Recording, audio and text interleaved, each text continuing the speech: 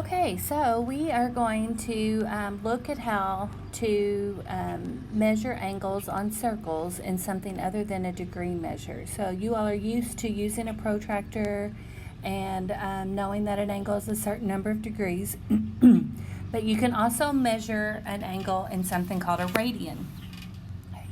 And basically with a radian, I'm going to attempt to draw a circle here so you all know this probably isn't going to go real well, but not too terrible. With a radian, if this is the radius of the circle, then the radian would have that same length. So let's say this curved part of the circle, you were to stretch that out, it would be the same length as the radius of the circle. So it's kind of like the arc length, but you're measuring it instead of terms of centimeters or meters or inches or whatever, you're measuring it in terms of the radius of the circle.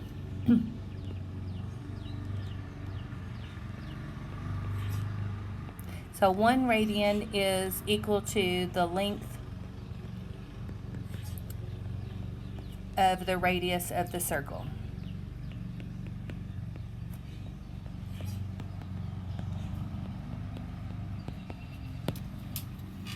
Okay, I'm going to be sending you all a link for a graphing calculator. I know that several of you have the app on your phone, and that's fine, but one of the things that the app won't do is it does not measure angles in what we call degrees, minutes, seconds. So I'm going to be sending out a link to an app, to a graphing calculator that will include that. Unfortunately, it's not an app, it's just something you'll use on your phone or your computer. Those of you who already have a TI-84 though, you won't need to use that. Now, first example, we want to convert each angle measure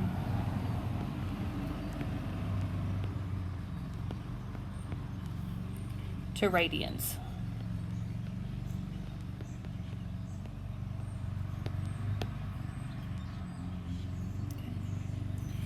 Now our formula for that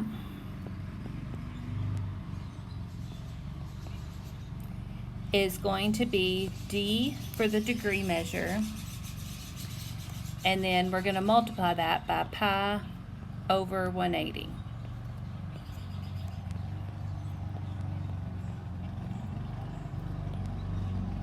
Now I just used a capital D because most of the time when we're talking about circles, if we use a lowercase d, then you might think of diameter. Okay, so capital D will be our degrees.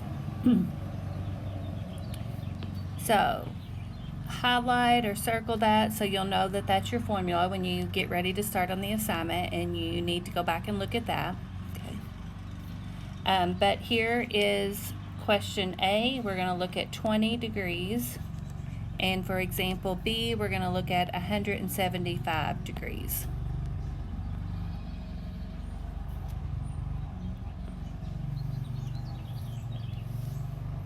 Okay, so using our formula up here, my D or my degree is 20.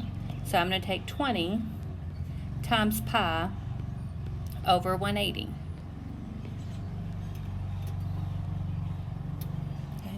Now, for this part, you can use the app if you want, but I'm going to go ahead and show you how this link works to the graphing calculator that we're going to need for the last example or two for this assignment. Okay, when you go to the link, this is what it will look like. Okay, so it's acting like you're going to take a test or something. So I'm just going to hit start and start again, and then it says to access the graphing calculator, use the calculator button in the toolbar. So when I hit that, now I have a TI-84 plus CE that popped up. Okay, so we said we were multiplying 20 times pi over 180. So my pi button is right above the divided by key. You'll see that in blue. And then I type in my 180, close my parentheses, and there is my answer. And we're going to round to like 2 places. You'll just need to pay attention to the math lab on what it wants you to do, but for now we'll just do 2 places. So my answer is going to be 0.35. So this is about 0.35. Okay. Now for 175, same idea. I'm going to take 75 times pi over 180.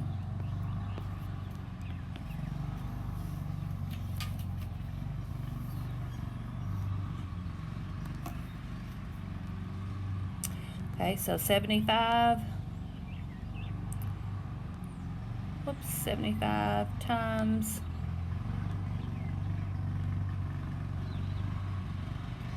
pi over 180.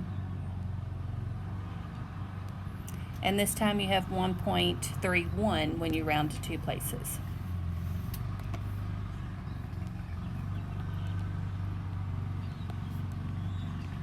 Okay.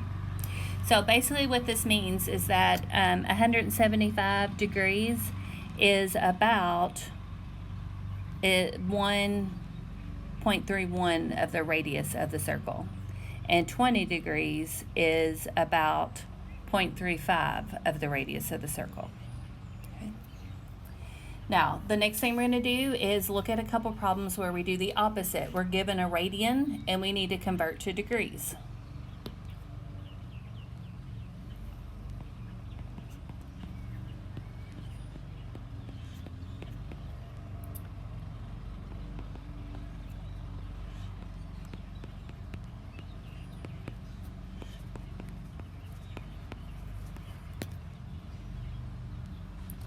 Okay, for A, we're going to be looking at 2 radians. Okay, and that's usually abbreviated RAD. And for B, we're going to look at pi over 2 radians.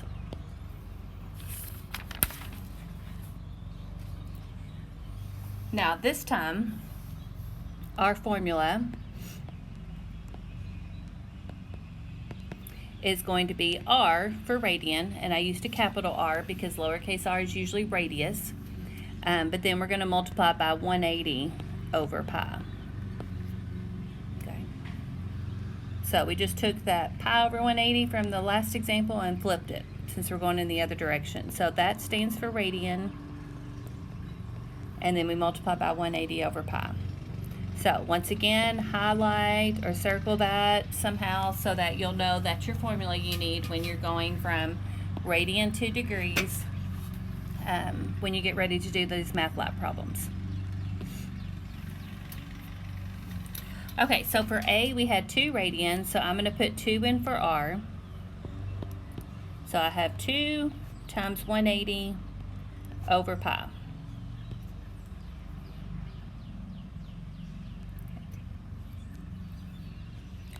Okay, I go to my calculator and I type 2 times 180 over pi.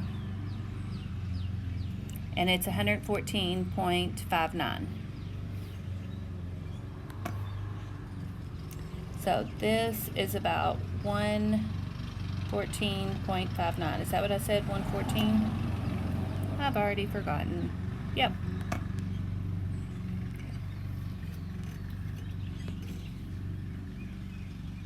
Okay, then for the next one, pi over 2 radians, I'm going to have pi over 2 for my R, and then times 180 over pi. And you can put this one in your calculator if you want, but you really don't have to, because what's going to happen to your pi's, they're going to cancel. And so you have 180 over 2, which is just 90 degrees. And that was a degree as well. So either way, if you want to put in your calculator, you can, but those of you who can do it in your head, that would be a little faster.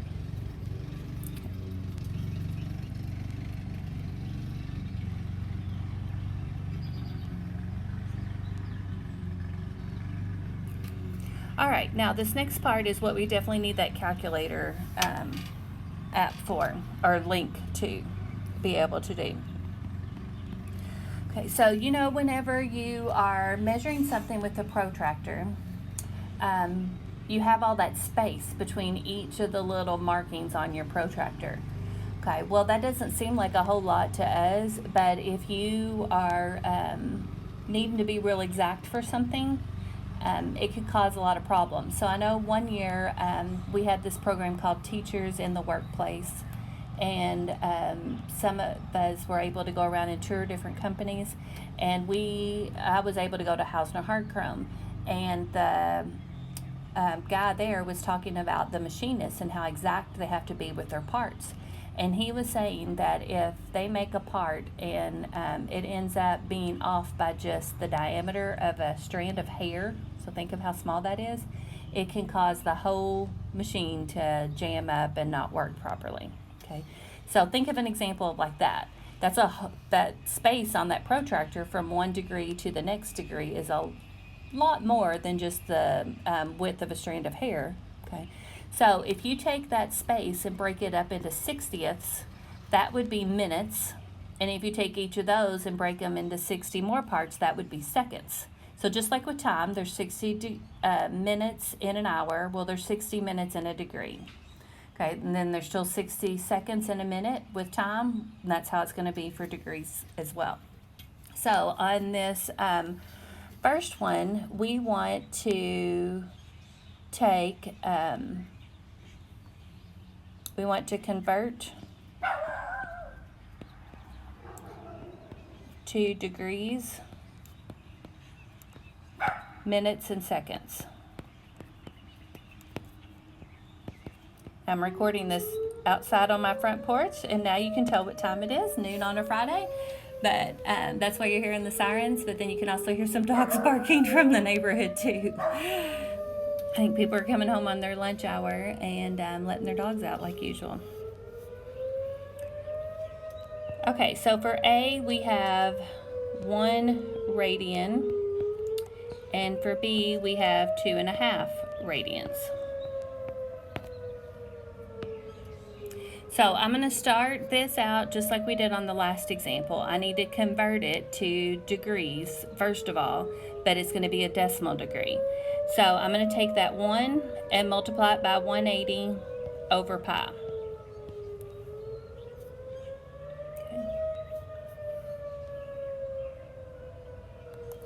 Okay, so pull up the calculator. Looks like I was out too long. Nope, there it goes.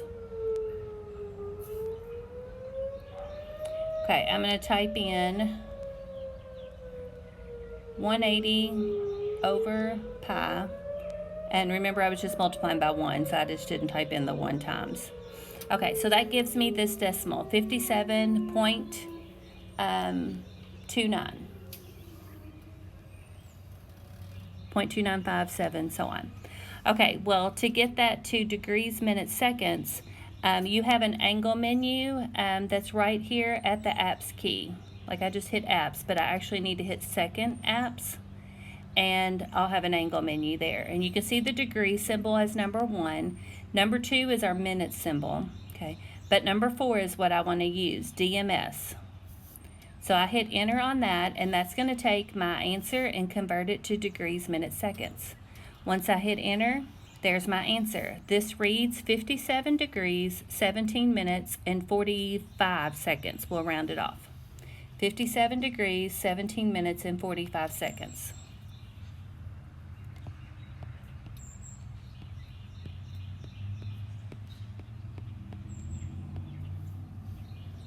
Okay? Now, same idea on the next one.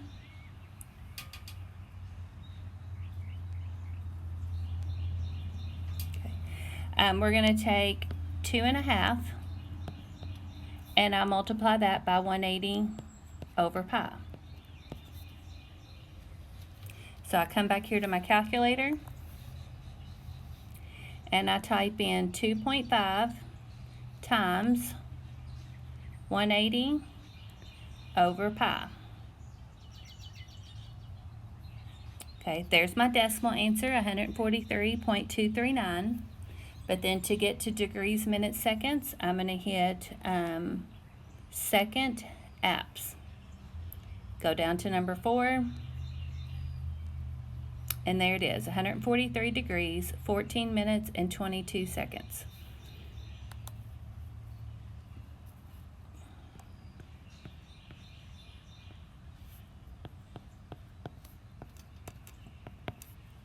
Okay, so that's degrees. This is my symbol for minutes. And this is the symbol for seconds. Now, if you needed to type in something in degrees, minutes, seconds form, like say I wanted to type in that answer, I'm going to go to my calculator, clear that out. I'm going to type in 143 degrees, so I type in 143. I go to my angle menu, and number 1 is the degree symbol. I type in 14, then go to my angle menu. Number 2 is my minute symbol, and then I type in 22 seconds. Now you may have noticed in this angle menu there wasn't a second button. It's kind of weird. I don't know why they didn't put it all in the same place, but it's actually down here at the bottom at the plus sign. See how it's in green? So I hit alpha plus, and that gives me my seconds. So if you needed to type in degrees, minutes, seconds, that would be what you would do. When you hit enter, it tells you the decimal form, which is what we had to start with. Okay. All right, that should be it for today. You all are going to have a math lab for NTI9 over Radians. Good luck, and text me if you, or message me on Remind or email if you have questions. Have a great day.